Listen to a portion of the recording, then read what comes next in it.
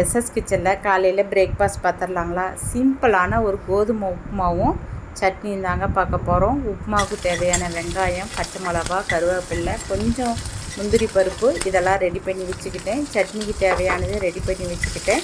ஏன்னா நாங்கள் காலையிலே வெளியே கிளம்பலாம் அப்படின்னு சொன்னார். அண்ணனோட பேரனுக்கு 7ஆம் காப்பு போடுறாங்க. அதுக்காக சரி போகலாமே அப்படின்னு சொல்லிட்டு காலையில் கொஞ்சம் நேரமாக போனோம்னா குழந்தைங்களுக்கு உண்டான திங்ஸ் எல்லாம் கொஞ்சம் வாங்கிக்கலாமே அப்படின்னு சொல்லிட்டு தான் நேரமாக கிளம்பலான்னு சொல்லி கிளம்பினோம்.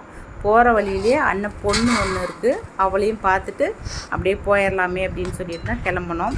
பாப்பாவுக்கு கோதுமை ரவை உப்புமா பிடிக்காதுங்க. அதனால் அவளுக்கு நூடுல்ஸ் காலையிலேயே நான் ரெடி பண்ணி வச்சுட்டேன். சீக்கிரமாக ரெடி பண்ணுமே அப்படின்னு சொல்லிட்டு இப்போ உப்புமா ரெடி ஆயிடுச்சுங்க. செம சூப்பராக இருக்கும். இதில் நான் கொத்தமல்லி தழை கொஞ்சமாக ஃபைனல் பண்ணிவிட்டு சட்னிக்கு உண்டான தேங்காய், கொஞ்சோண்டு ஒரு துண்டு இஞ்சி, ஒரு துண்டு புளி, கொஞ்சமாக புதினா தழை போட்டிருக்கேன், ஒரு பச்சை மிளகா போட்டிருக்கேன், கொஞ்சம் கொத்தமல்லி தழை போட்டிருக்கேன், கொஞ்சம் உப்பு போட்டு அரைச்சிக்கிட்டேன். இது ரொம்ப ஹெல்த்தியாக இருக்கும். ஏன்னா பச்சையாக அரைக்கிறதுனால கொஞ்சம் ஹெல்த்தியாக இருக்கும். எப்போயுமே நான் சாதம் வடித்த தண்ணியும் கஞ்சியும் ரெடியாக ஊற்றி வச்சுருப்பேங்க. காலையில் அதோட மோர் கலந்து எப்போவுமே டெய்லி காலையில் ஆளுக்கு ஒரு டம்ளர் குடிச்சிருவோம். அதேமாரி இன்றைக்கி குடிச்சிட்டோம். எங்கள் வீட்டு பிரேக்ஃபாஸ்ட் ரெடியாச்சு. உங்கள் வீட்டில் என்ன பிரேக்ஃபாஸ்ட்னு சொல்லுங்கள். பிடிச்சிருந்தால் லைக் பண்ணுங்கள், ஷேர்